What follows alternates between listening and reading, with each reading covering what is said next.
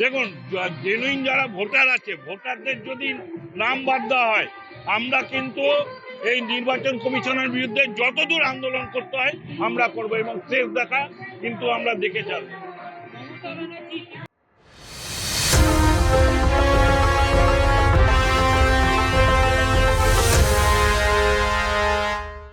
ওদের ইচ্ছে হয়েছে, ওরা পাঠিয়েছে।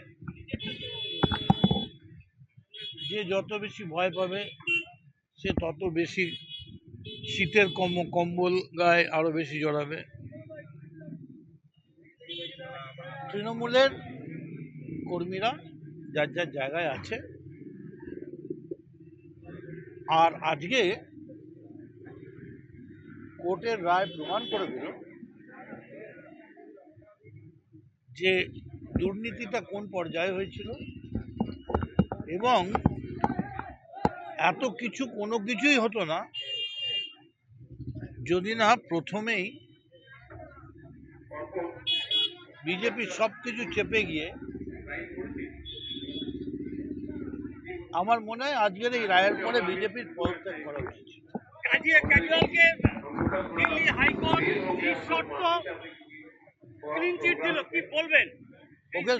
ওকে একা দেয়নি, মনীষ সিসোদিয়াকেও দিয়েছে। কালকে দেখবেন আবার আরেকজনকে দিয়েছে, পরশু আরেকজনকে দিয়েছে, তারপর দিন মুলায়মের ছেলে অখিলেশের লোককে দিয়েছে, তারপর দেখবেন তৃণমূলের লোককে দিয়েছে। একটা চুরি ধরা পড়লেই বাকি চুরি ধরা পড়ে যায়।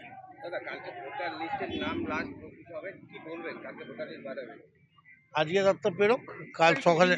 দাদা, উত্তর 24 পরগনা জেলায় সবচেয়ে বেশি সামরিক বাহিনী পাঠাচ্ছে, কি বলবেন?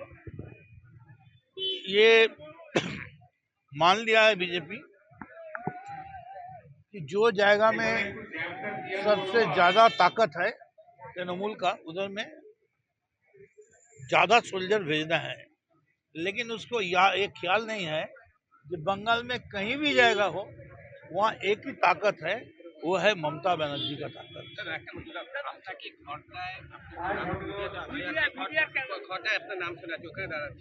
আচ্ছা, আমি একটা কথা বলি, আমার পার্টি আমি কোথায় দেবে সেটা তো আমার পার্টির ব্যাপার,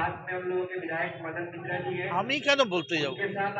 আমি দল করি, দলের নেতৃত্ব যেভাবে চাইবে আমরা সেভাবেই। We are A discipline party.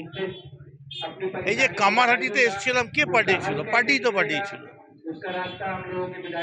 এগুলো কোনো ব্যাপার, এগুলো আমাদের নিজেদের আপস কি মামলা হয়। না না, একদমই না। চক্রান্ত চললে আমি জিতবো কি করে? আমায় জেতাবে তো পার্টি। দেখুন, এটা সামনে বিধানসভা নির্বাচন, সারা বছর আমাদের বিধায়ক মদন মিত্র মহাশয় সমস্ত জায়গায় সময় দেয়, এবং এটা একটা জমজমাট আড্ডা করেছে। যারা হয়তো মদন মিত্রের কাছে পৌঁছাতে পারেনি অথবা বিধায়কের কাছে পৌঁছতে পারেনি, এই পাঞ্জাবিলা মোড়ে আজকে বিধায়কের কাছে অনেক মানুষ পৌঁছেছে এবং তাদের সমস্যাগুলো তুলে ধরেছে, এবং তার সঙ্গে সঙ্গে একটা ওয়ার্ডের যারা, বিশেষ করে এই অঞ্চলের মহিলারা যারা গান টান করে, সোশ্যাল প্রোগ্রাম এখানে করেছে। নির্বাচন ঘোষণা হয়নি, তার মধ্যে এত ভোট সামরিক বাহিনী নির্বাচন কমিশন নিয়ে আসলো, কালকের থেকে ঢুকে যাচ্ছে, কি বলবেন? দেখুন, এমনি দেখুন, এই রকম ভাবে যদি বলি আমি, যে ওদের বিরোধীদের হচ্ছে রাতের ঘুম চলে গেছে, তারা ঠিক করে ঘুমোতে পারছে না। তারা আগে থেকে বুঝে গেছে যে এবার নির্বাচনে বিজেপি গোহারা হারবে, এবং যেভাবেই হোক যত ওরা চেষ্টা করে আজকে সেন্ট্রাল ফোর্স নামিয়ে তারা ভাবছে যে আমরা ভোটে জিতে যাব। কিন্তু 2021-এও আমরা দেখেছি সেন্ট্রাল ফোর্স বুথে বুথে ভরে দিয়েছে, তাও কিন্তু বিজেপি গোহারা হেরে গেছে। আর এবার বিজেপি 50-এর নিচে নেমে যাবে।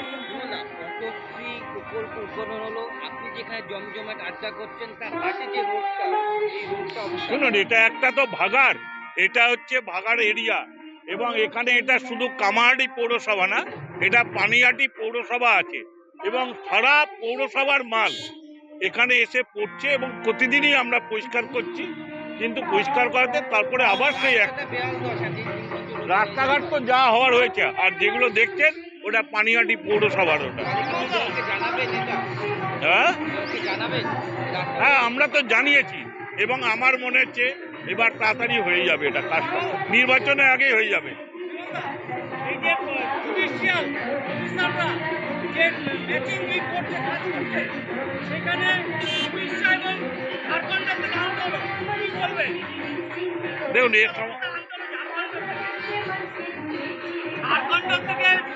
ঝাড়খণ্ড থেকে এবং উড়িষ্যা থেকে জুডিশিয়ালদের নিয়ে আসা হলো নির্বাচনী কাজের জন্য। কি আনা হলো?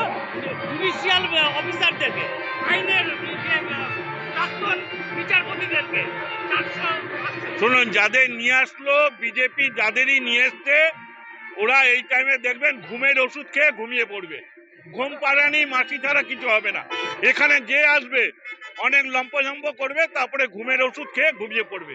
এর নাম হচ্ছে মমতা বন্দ্যোপাধ্যায়।